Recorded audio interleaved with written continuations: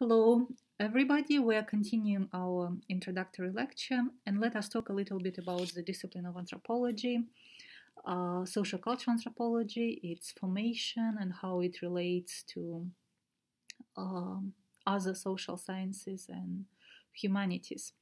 I would say that sociocultural anthropology is very close to the discipline. In social science, it's very close to the discipline of sociology, particularly to the qualitative sociology, but it has developed differently in a way that it started from studying non-Western societies, right? It used to be that a white man goes to study some Tumbu tribe in Africa.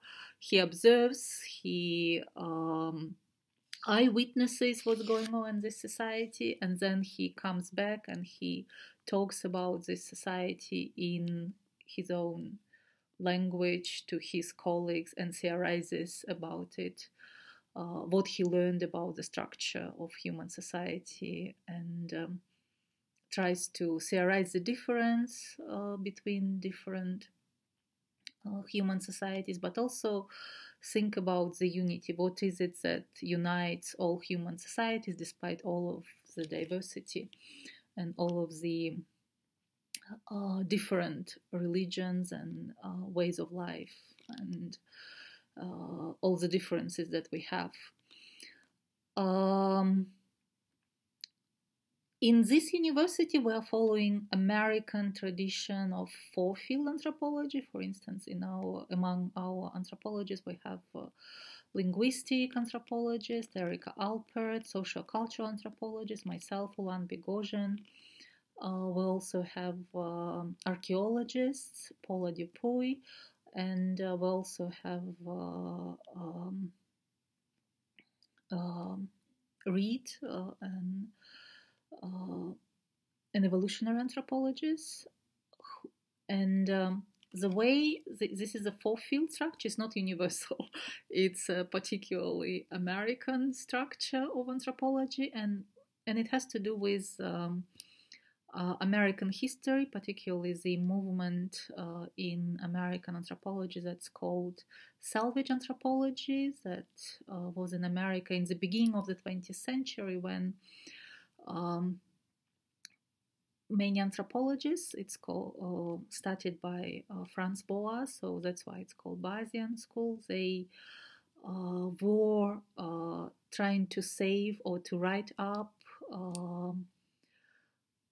all the knowledge available about American Indian cultures while they were disappearing. That's why it's called salvage anthropology. And to create knowledge about American Indians at the time, it required linguistic skills to write up the languages that were disappearing. It required archaeological skills to work with the artifacts of Indian culture, and it required like social skills as well of talking and ethnographic skills of talking to people and recording and producing knowledge in this way. That's why sort of all of these three fields are very much interconnected or used to be interconnected in the American tradition. But this four-field way of structuring anthropology is not universal.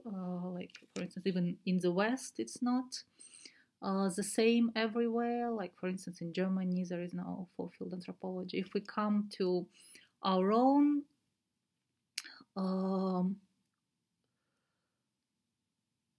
system, which is the Soviet system, and used to be the Soviet system.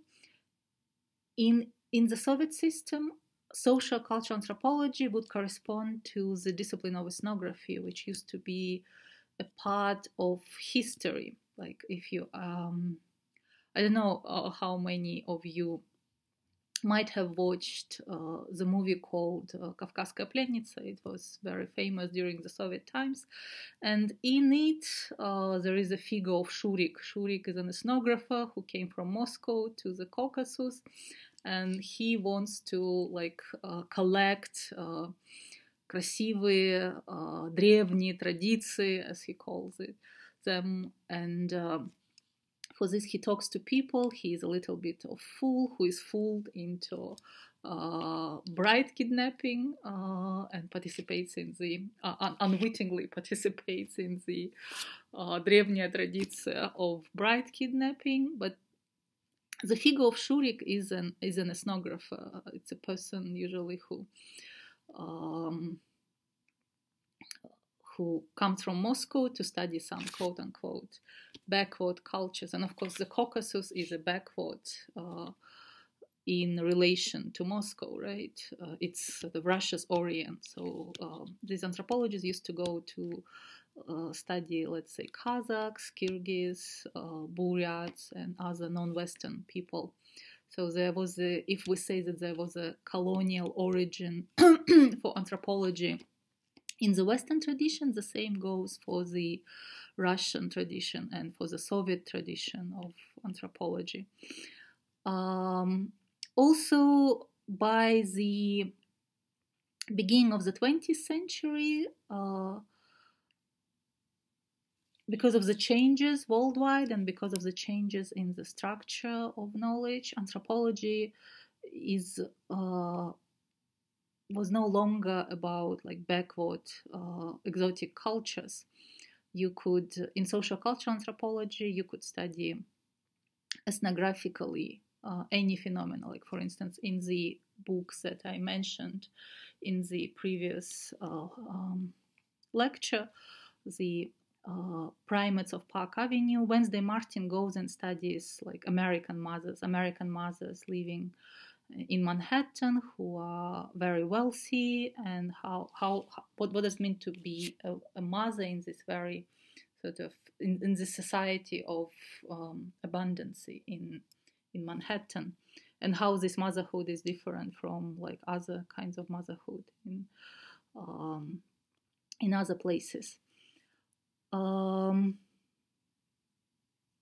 So this is also anthropology is intimate. Social cultural anthropology is intimately related to the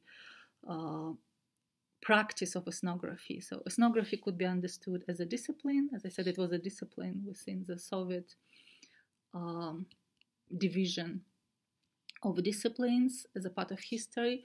It's also a method, right? A method of producing knowledge. When you go out and study certain cultures or certain cultural phenomenon through ethnography, by engaging in with people on an interpersonal level, by talking to them, by interviewing them, by doing participant observation. So this is called ethnography as a method. There is also ethnography as a genre of writing, and we're going to try to learn how to write ethnographies in this class, which is a little bit different from how you write other papers for your, political science and maybe sociology. There is also an epistemological basis in anthropology in which anthropology does not claim to be like purely scientific. It's a part of social sciences, but anthropology acknowledges the role of subjectivity and the role of the context in knowledge production, because what kind of knowledge is produced depends on the context in which this knowledge, this sort of ethnography was conducted, and it also depends on the subjectivity of ethnographer, who he is or she is, who she or he is, what's her identity, what languages she speaks, and so on.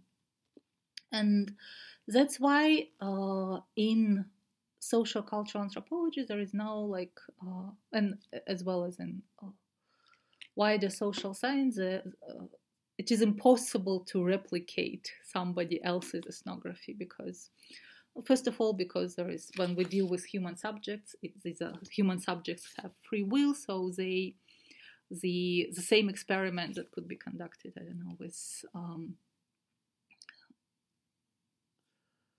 animals or with in hard sciences, it could not be replicated. For instance, like 1 year ago, a study was conducted, let's say, and people will ask questions: how do you like the policies, the such and such reform launched by, I don't know, President Tokayev? And people might say, oh, reform was horrible and it did not bring any results, and so on and so forth. But you come a year later and the situation changed. People change their opinions. Maybe people change their views of this reform, and the answers are completely different. It can also be different on based upon who is asking, yeah. And we're going to pay particular attention to it when we study Levshin's and Valikhanov's ethnography. It's one thing when Levshin is asking and he introduces himself as a Russian officer, and it's a different thing when Valikhanov is asking something of the natives, introducing himself as a native. So they get different answers to the same question. So a lot depends on the context, a lot depends on the human subject, but also a lot depends on the subjectivity of ethnography. So this is, in a nutshell, about the discipline of sociocultural anthropology. And today I also wanted to talk about the